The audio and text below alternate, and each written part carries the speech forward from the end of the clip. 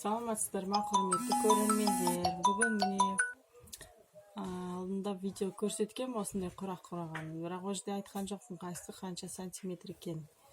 Енді елдер сұрап жатыр қаншасы қайсы сантиметр екен. Сол үшін қайтадан дұрыстап видео түсіріп жатырмын, айтып отырам.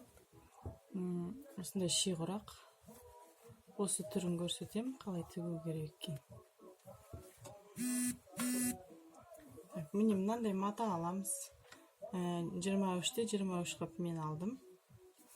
Мен оны мына жерде санасаңыз 5 рет 1, 2, 3, 4, 5 реттен. Мына жаққа 5 рет, былай 5 рет, былай 5 рет. Осында 5 реттен болу үшін 23 алдым мен. 23-те 23. 22 қылсаңыз 4 рет болады. Одан кішірек тағы сөйтіп кішірейе береді. 23-те 23-те алдық. Оны ортасын табамыз. 4 бұрышын қосамыз да сызып аламыз, тура ортасын табамыз. Ол тура ортасына біз мынандай көз саламыз. Көзіміздің размері 5-те 5 болады. 5-те 5-ті мына бұрыштарын сызықтарға келтіріп қоямыз.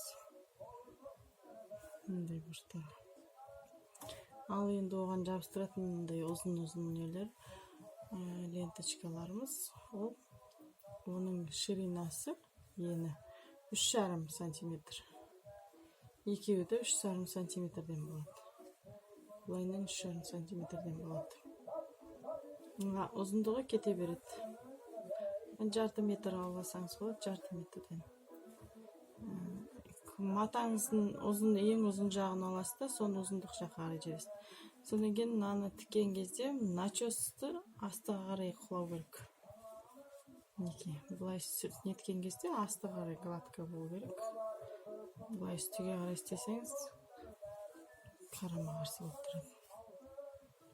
Міне бәрін каждый тіккен сайын начосты астыға қарай қалдырып отырамыз. Мінекей мына қазір ортасындағы көзін тігеміз бірінші.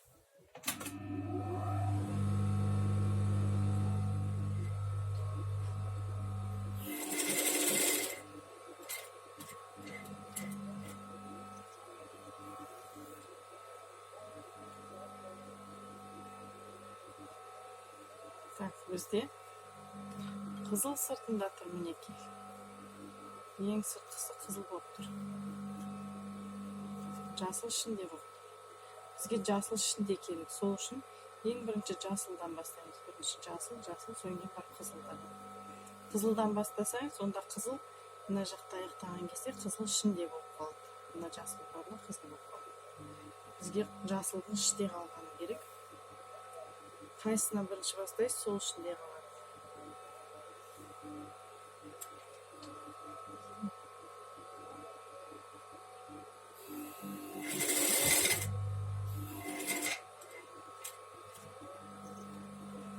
Нөл 5-07 сантиметрден алып тігесіз. Лишний кесіп отырасыз. Каждый раз мынаны қайырасыз, түзеулейсіз. Егер оны ұстай алмайым десеңіз, нәрседен инемен түйреп алсаңыз болады. Болмаса қолмен ұстап отырып үйренсеңіз, ұстаған кезде астыға қарай начос болады.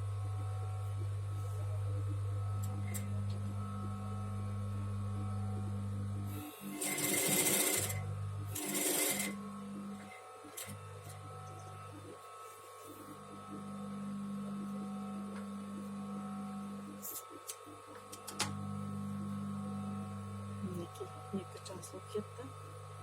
Енді қызыл. Екіден тігіп отырамыз. Жасыл, қызыл.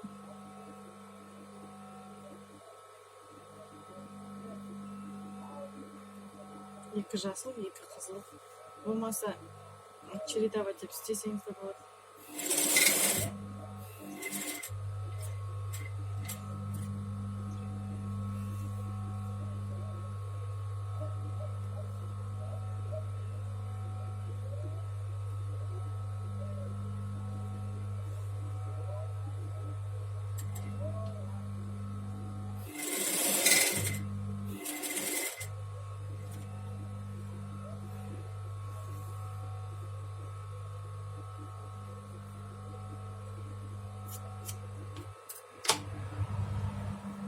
Kızımız bo'ldi.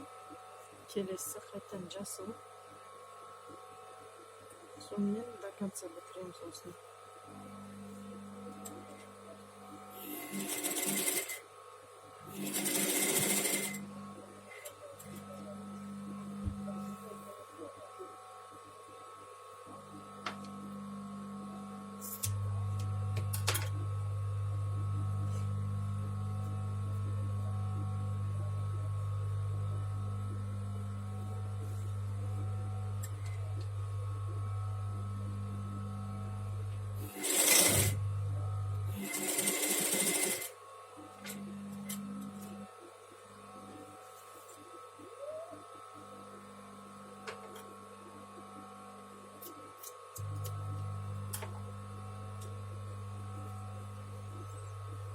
Kelesi kızıl.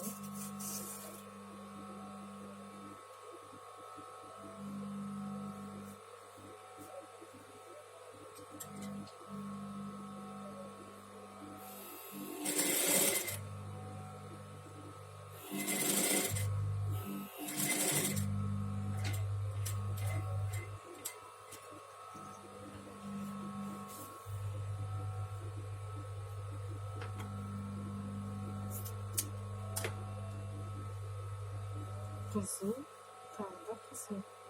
Уже екінші ряд bitti.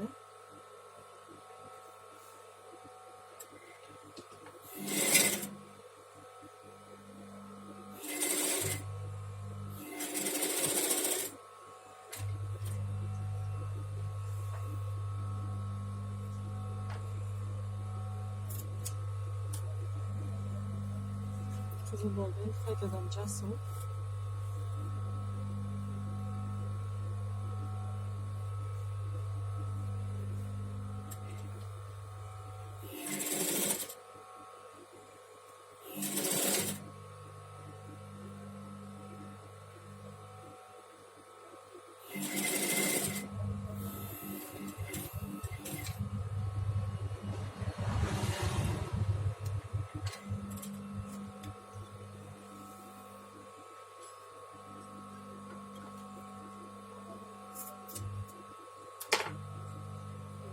Jasılmış çürete gitti.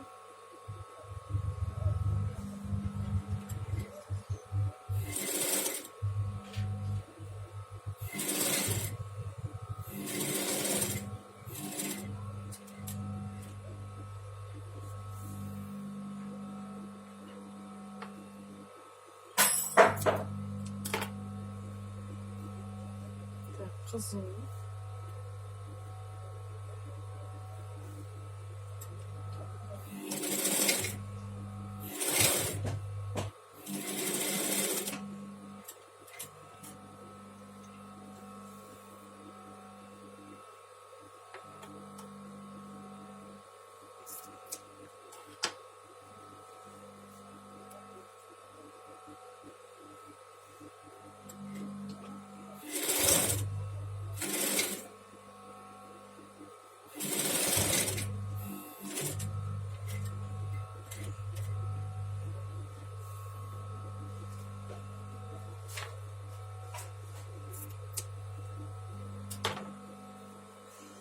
Qaytadan jasıl. Dördüncü rad gitti.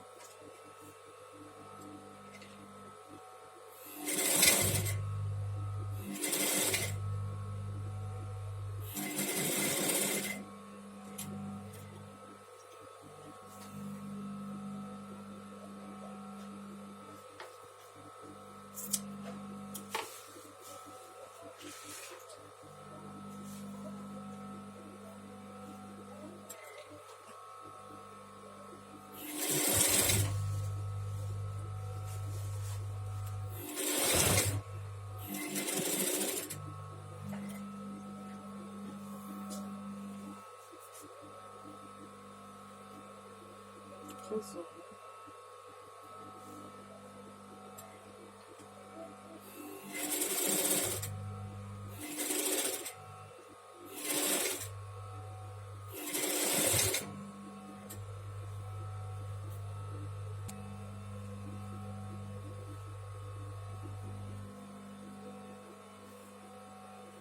мінекей соңғы қызыл тігудеміз.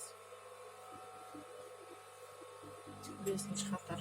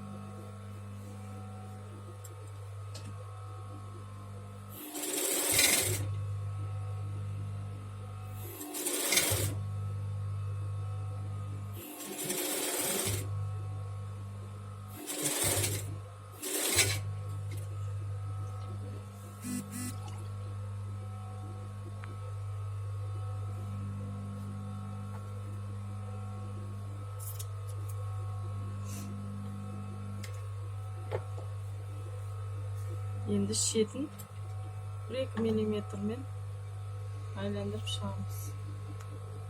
Шетін енді 1-2 миллиметрмен айландырып шығамыз. 1-2 миллиметр қашық. 1-2 миллиметр қалдырамыз.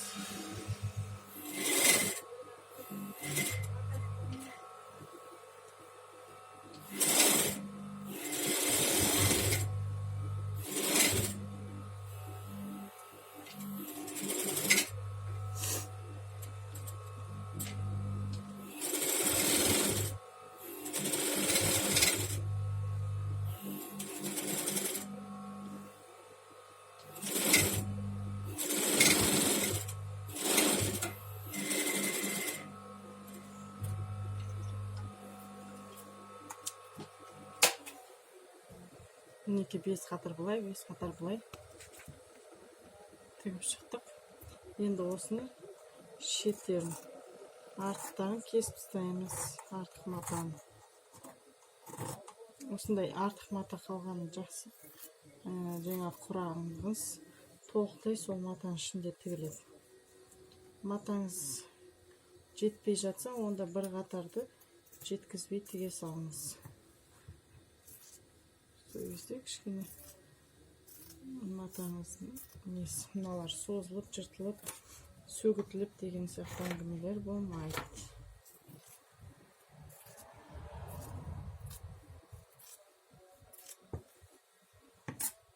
Лишний затын алып жатырмыз, алып тастаймыз шет жақтан.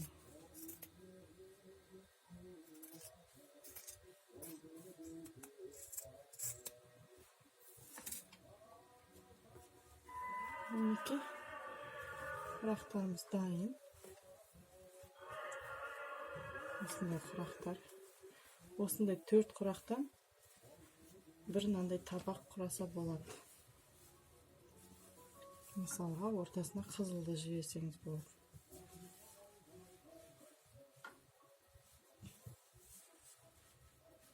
Осылаймен қызыл істесеңіз болады, орта жолға. Қызылын жіберсеңіз болады. Болмаса жасылды ортаға жіберсеңіз болады. Енді бір бөстек болады. Осындайдан көрпеңіздің размері қанша болады? 2,20-да 2,80 болса 40. Мынау 40 болса 4-еу осындайдан 4-еу тіксеңіз, уже бір көрпеңіздің беті дайын тұр. 5-еу жасасаңыз болады.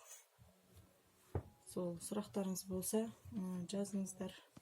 Барлық сұрақтарыңызға жауап беремін.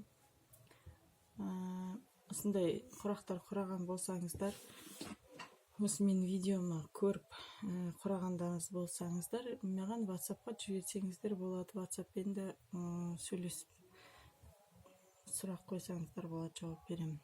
Ұнаса лайк басыңыздар, ұнамаса дизлайк басыңыздар, комментарий жазыңыздар, маған қосылыңыздар, подписываться етіңіздер, достарыңызға таратыңыздар. Сау болыңыздар.